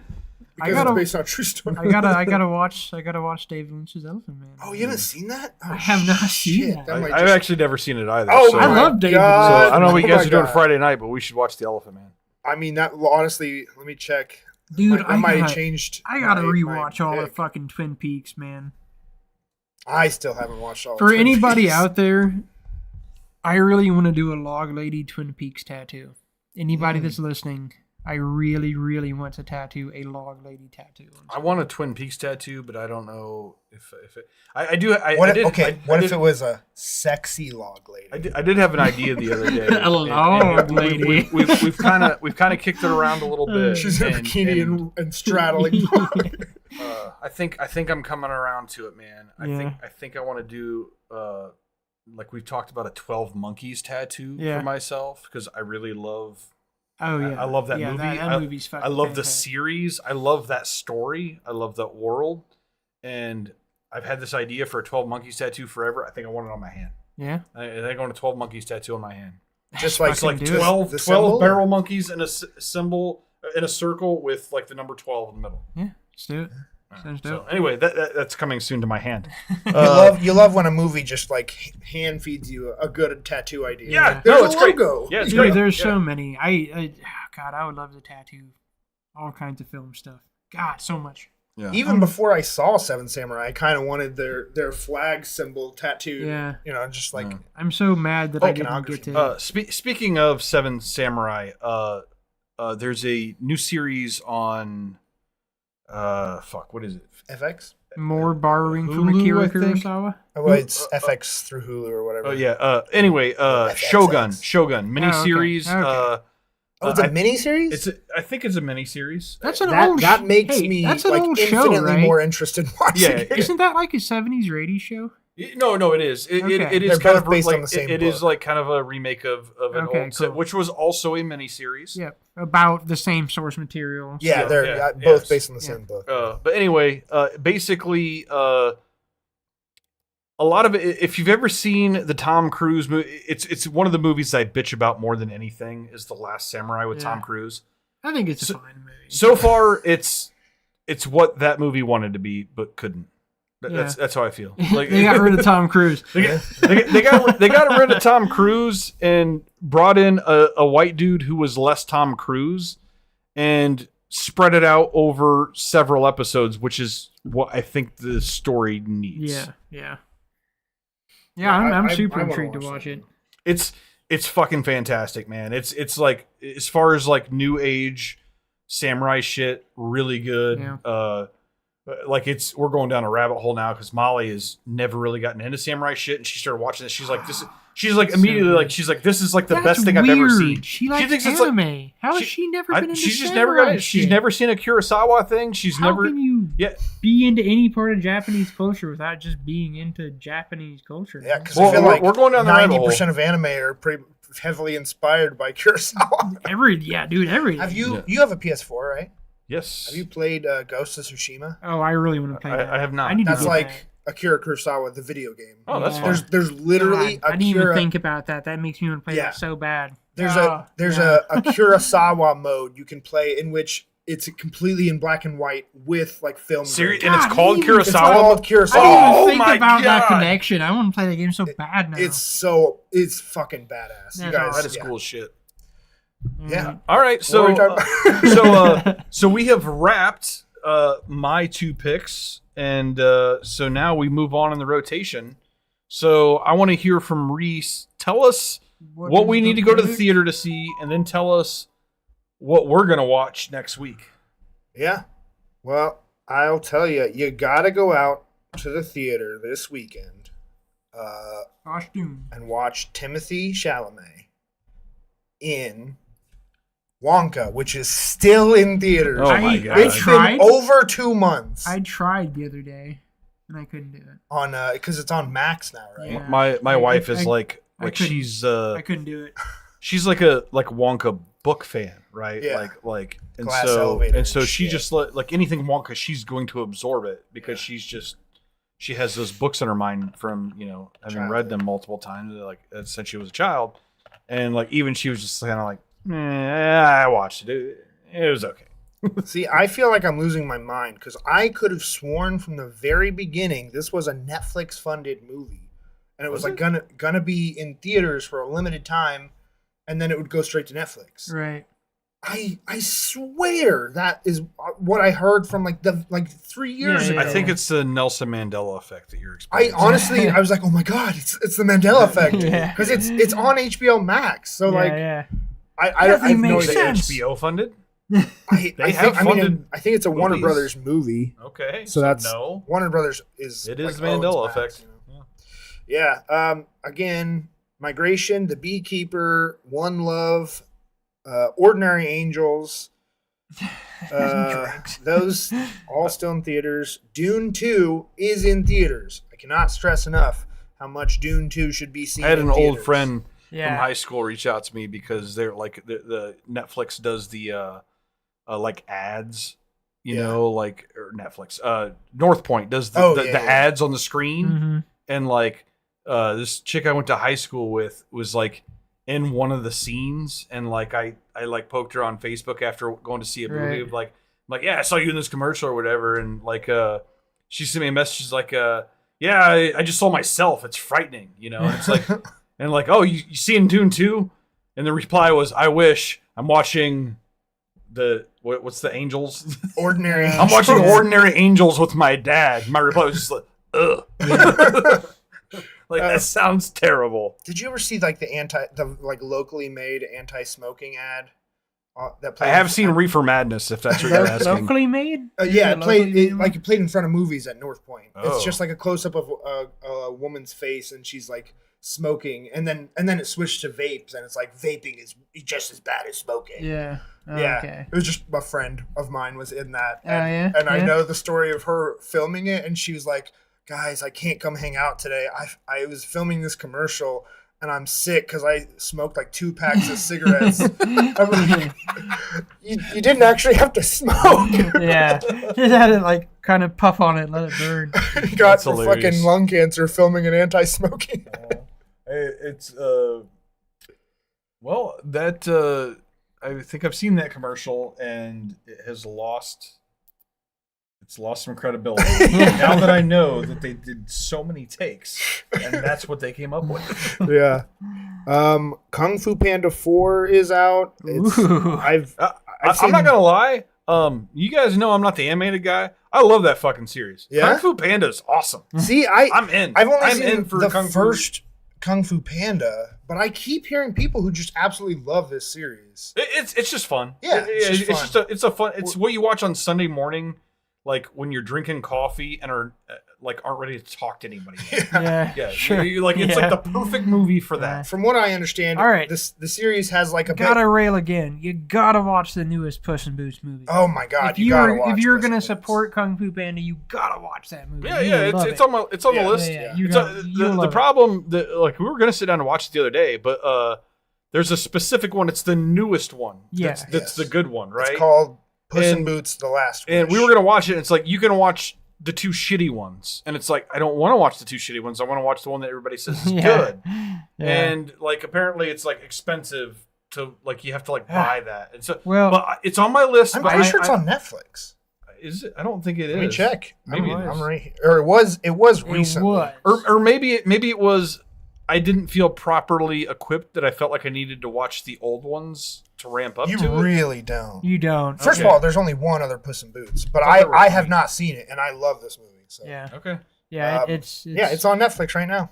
Boom. All right. Well, I'll get into that. Puss in Boots, and you should too. Yeah. Yeah. Tell your kids. That's from Reefer Madness. Tell your kids to watch Puss in Boots. This is just one of the incidents, the many incidents that could happen if you let your kids fool around with drugs. Let your kids know what you've seen here. I got a movie that I'm going to pick sometime now. Is it Reefer Madness? Oh, no. It's way crazier than that. Ooh. Oh, dude. Reefer Madness is really short. It could be I've talked about this movie for so many years because it's a movie I saw on IFC when I was in high school, and it was one of the craziest fucking wackiest things ever. And it's like I only saw it one time, and I was just like, what the fuck did I just watch? And I've talked about it for years since, and I've never watched it again. You know what's funny? I'm so excited about that. When I was a kid, we had HBO. We always had HBO, and I remember coming home from like I don't know, it was elementary, middle school, or whatever, and I saw like HBO was doing these like after school specials. Right. And there's one where like some chick is like bulimic or whatever, and like has a friend that's bulimic, and the friend dies, and so she, it's just regular after school special stuff. But then there's one episode where this dude like plays football in high school, but he's not very good, and so he starts taking steroids. And then he gets really good, but then he gets angry, starts beating up his friends. That dude is played by Ben Affleck. Yeah, and it's funny because like this is Ben Affleck before Ben Affleck was Ben Affleck, and it's the first thing I ever saw Ben Affleck in. And so like I have this like thing with Ben Affleck where it's just like, you know what, dude? You're just beating up his I was friends. with you at the beginning. Right. Oh, there, and also, bro. if you follow his filmography and watch the first like 6 films that Ben Affleck was in, it's all the same role. And he's basically like a 25-year-old or older playing a dude who's somewhere between 17 and 20, and he's pissed off the entire movie. He's just That's mad like his at the first 6 world. films are him playing a very young man who's either in high school or just out of high school who is pissed off in every scene. I mean, it makes sense. Yeah. That He tracks. plays. That's actually. It's probably his best I work. feel like later in career, Probably is his best work. he's so known for playing like angry, funny characters. Like, Yeah, no, he's always got yeah, a chip so on his it's shoulder. He like is funny, the angry chip characters. shoulder. So I don't know if I could take him seriously playing a straight. To me, the Angry person. pinnacle of his career will always be Mallrats, and just that little character, like the fucking greasy like store clerk who's like, you know, taking advantage of women to fuck them in an uncomfortable place, and the joke is in the backseat of a Volkswagen. Have you guys seen the Jim Carrey movie, The Cable Guy? Unfortunately, I have seen that. Yes, That movie is directed by Ben Stiller, and he's not in the movie. He's except directed. For, That's directed by Ben I think he Stiller? wrote and directed it. Yeah, No shit. yeah. He's done some good shit. I'm not a huge fan of. He the directed- I don't know if I'm a fan of the movie. That's just interesting. That makes me want to rewatch it. Like with Yeah, that he's context. directed a good amount of stuff. Actually, I don't know. So, I have no feelings what I about do, that. like, so that's Matthew Broderick, right? Matthew Broderick. Yeah. So Matthew, the thing that's interesting about that movie is, like, Matthew Broderick is the main character, and then like Jim Carrey plays this like obsessive, like cable guy that like kind of like reigns in, like kind of takes over his life or whatever. But it's all about like obsession. And Matthew Broderick also did a movie called Election, where he actually plays the character that's very obsessive. And Right.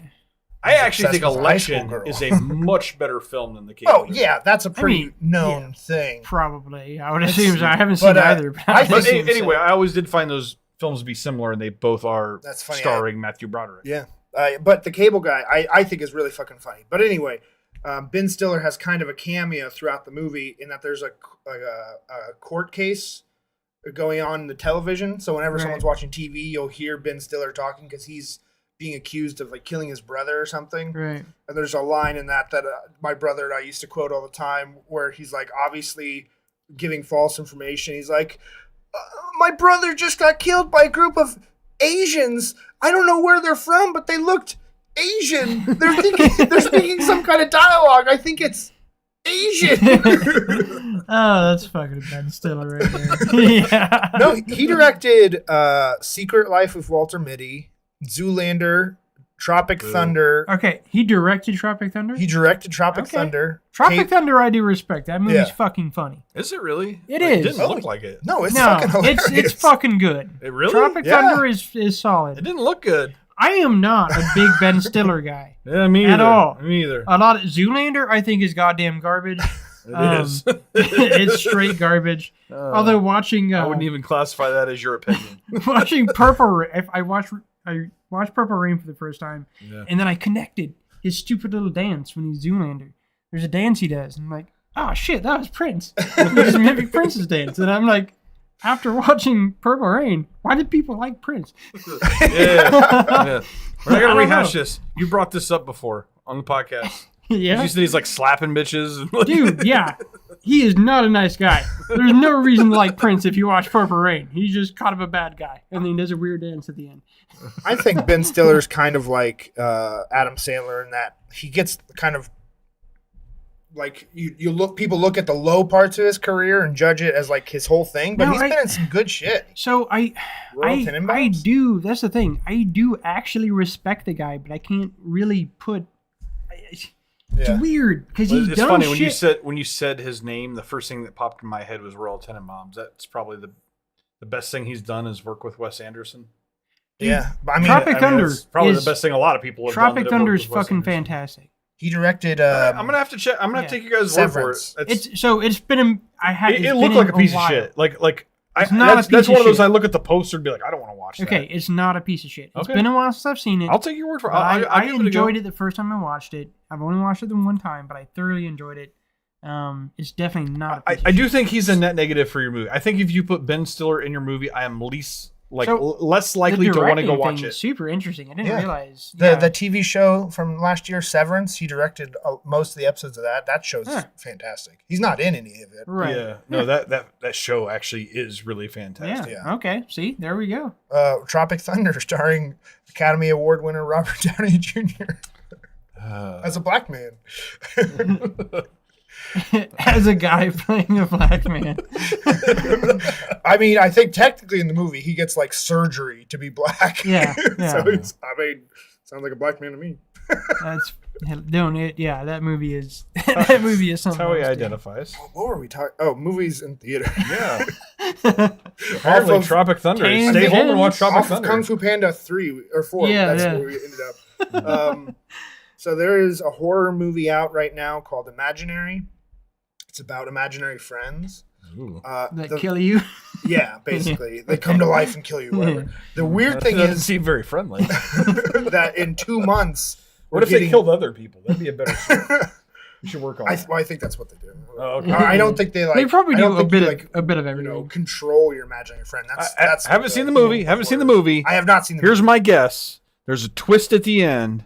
There was no imaginary friend. It was the person killing people himself or herself. Well, I put that at a good 85%. Yeah, we're really got there. The trend I feel like is moving towards more supernatural horror movies lately. So I would bet they're like demons or some shit. Yeah, I mean that's fair too. But then the weird thing is, in a couple months, we're getting a movie called If that's directed by John Krasinski, starring Ryan Reynolds. And IF stands for Imaginary Friends. So it's very odd that we're getting 2 like mainstream movies about imaginary friends in 2 months. You know, I want to know which one. Like whenever this happens a lot. What's kind of lame is Ryan Reynolds. He already did that movie. Didn't he play an imaginary friend in something? No, the movie Voices. I picked forever ago. Voices. Oh yeah, that's his true. Cat and dog are basically. Is there something where he plays a superhero that only the main character could see? I feel like that's a movie. But yeah, it might even called like Heroic or some shit. Super? I don't know. No, it's not called Super. He did an AI. Anyway, so he did the other thing, Voices, and Nelson Mandela. Now, If is a family comedy though; it's not a horror movie. Oh, okay. Okay. Very different. Yeah. So Voices was fucking. I really don't know too. anything about that movie. Imagine. But it's a movie in theaters. I can imagine. Right now, so. I can imagine exactly what it is. Pretty easily. Oh, this is gonna drive. Oh yes, Paperman. Paperman, a coming-of-middle-age comedy that chronicles the unlikely friendship between failed author Richard Dunn and a Long Island teen. But he did it get bad at the end? all under the disapproving eye of his long-suffering wife and imaginary superhero friend. So there's more imaginary friends? So this is just Ryan Reynolds' thing. He just loves the idea of imaginary friends. Okay, like that's what, 4 now? Yeah, I'm starting to wonder about Ryan Reynolds and his health. I mean, he's like doing Deadpool. That's all like fourth wall shit. Where he's talking to you also. Like that's kind of an imaginary friend. Yeah. He's gonna psychotically break sometime and kill a bunch of people. Like in Voices, his movie about imaginary friends. I gave you all the clues. The cell phone company sucks. I just want to throw that out. There is a Bollywood film in theaters called Menjumal Boys.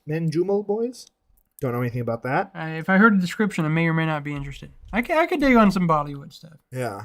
There Some specific. is a thriller action movie I've never heard of, starring Michael Keaton and directed by Michael Keaton, called Knox Goes Away. I mean, that's the most generic movie poster. What are you doing, Michael Keaton? Yeah. What's this about? Yeah. I'll watch it just because. I don't know if it's going to be good. I do like some Michael Keaton. I'm pretty curious. I've got a soft spot for some Michael Keaton. Yeah. Also stars James Marsden and no one else I recognize. I'm pretty curious about that. That's actually like the most intriguing thing that we've talked about. Yeah. Tell me if go see that movie. I'm not going. And then the new Mark Wahlberg inspirational true story, Arthur the King. It's about a dog or about a dog. cat or something. Yeah. Oh. The trailer's I saw the trailer the other day. They It literally. is horrendous. I've seen cuts of the trailer that are like 15 seconds long, and they describe the entire plot, like beginning to end. Again, it reminds me of an episode of Entourage, which is funny because he's like the executive producer of Entourage. Maybe that's where he's getting all of his movie Yeah, ideas. I think he is. I think he's just pulling it from fake ideas from Entourage. But there was an episode of Entourage where like the main character made a clunker, and so it's just like after you make a clunker, you're kind of less in demand. Your dollar goes down a little bit, and like so you have fewer choices. And it's just like, yeah, man, I made a bad movie, so now I'm thinking about doing a Benji movie. And so like the whole thing is like Benji, and like I watched that trailer and I thought, this is kind of a Benji movie, as it would seem. Yeah. I don't know. It's based on a true story that didn't really make sense. So curious to know how much of that story is true. Yet another like, but it's basically Benji. Inspirational movie that's literally just being sold on the fact that it really happened. And that's there was a guy in a dog. There really was a guy riding a bike and he did see a dog. Okay. Find a dog. Ordinary Angels is the same thing. We're like, isn't this amazing? This story really happened. Maybe there'll be a day that there's a movie about me and my cat. I doubt it. I mean, if there's a story about this guy and his dog, I watched a movie. So it's not his dog. You haven't seen the trailer, clearly. I watched a movie the other day about a guy that got stuck in a rock. So, like, anything can happen. I feel like being an atheist in America makes you like 99.99% less likely to have a movie made about your life. I mean that's fair. Now, if you said one day I prayed to God that I'd get a tattoo, and somebody walked in and said I want a tattoo of me praying to God, and then like, wow, this really happened. Let's make a movie about God. it. Oh yeah. So Dune 2, go see it. Okay, so my picks. Yep. Let's do it. Oh, I've got.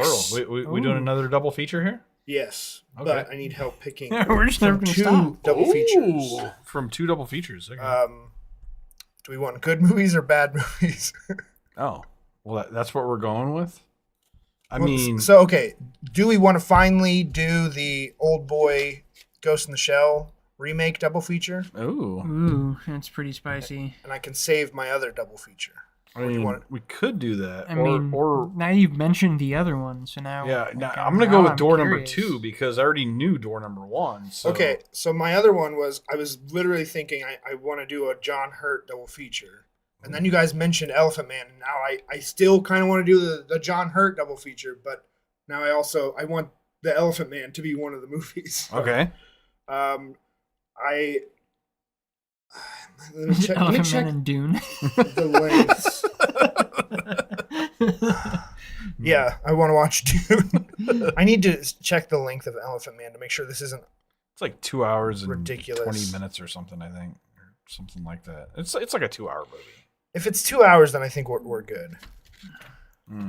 I feel like you're not prepared. Hour 24 or 2 hours 4 minutes. Yeah, okay. Yeah. So, we'll do the 80s John Hurt double feature of The Elephant Man and 1984. Ooh. Fuck yeah. Is it based off the book? Yes. Okay. So who does John Hurt play in Elephant Man? John Hurt plays the Elephant Man? Yeah. Son of a bitch. Even more reason to watch. And Anthony Hopkins is the other lead. John Hurt. I love that guy. Yeah, he's fantastic. Love that motherfucker. The other John Hurt movie I was considering, which would have been more conducive of the double feature, was Watership Down. It's only 88 minutes long. So if something happens, like we're able to get together Isn't next that an Friday, animated film? It is an animated about rabbits. Mhm. And There's a film. There's a film with John Hurt about that book as well. Yeah, it's from Son of a So- so- bitch. 1978. Yeah, so the Son of a bitch. John, you probably saw the Netflix series. That was a remake. Yeah. I didn't. Well, I knew it was about a book, but I didn't know there was another series. No. That was a remake of. Oh, of the, I want to watch that series. So that's a film. It's only God. 90 minutes long. God damn, I want to watch that so And bad. it's like it's one of my brother's like all-time I favorite. wanna well, watch guys, that movie so bad. what we could do is we have like I don't think anybody's super busy this Friday, like late after our normal. Late, I could do late. Yeah, So if you guys want, we could maybe do one of these movies. that's kind Friday, of what I and was then, thinking. then we could do the double feature. So we could kind of do a triple feature, just not all in one night. Watership Down, Elephant Man. I would do Elephant Man this Friday, and then I would I'm gonna write that on my notes. That Watership Down. We might cram that in too. Yeah, and then Wednesday we could do 1984 and Watership Down. I'm super down for that. All right, yeah, that's I would Also, love if- to if see that. this Watership Friday Down. falls I had through, no we could idea. potentially do next Friday instead Yeah. for the third movie. Sure. But yeah, Sure, I- yeah. We got 2 We're Fridays doing to it. get a We're third fucking movie. I triple know that should fucking be easy. feature. double features are so last Yeah. month. It's time for the triple features. Yeah. Eventually, we'll just lock ourselves in the basement, just fucking watching films for like 8 hours. Quadruple feature. Yeah. We're doing 6-hour episodes. We're gonna watch every single movie. We'll just record ourselves watching the movie. It'll save time. We're gonna watch all of Eric Roberts' movies, all 798 or whatever. Yeah, that's so. I had no idea that was an animation that old. That's fucking awesome. Because the Netflix series, like, It was good. I really enjoyed it, and I was like, I had no present knowledge of that book at all, that series at all, that art at all. Yeah. And like watching the bunny just like break a motherfucker's neck, like crack. We gotta go. Like, oh fuck. Here's some serious bunnies. There's some real political shit going on. Yeah, no, that's great shit, dude. Great shit. All right, fantastic. So, Elephant Man is on Amazon. Watership Down is on Max. And 1984 is also on Amazon. So they're all pretty easy to watch. Right on. Watch them. Cool, Enjoy cool. us. Right on. All right. Well, that's going to do it for this episode. Join us in 2 weeks for episode number 24, where Big Brother will be watching. Hell yeah. Very much so. So stay tuned. Peace. Bye.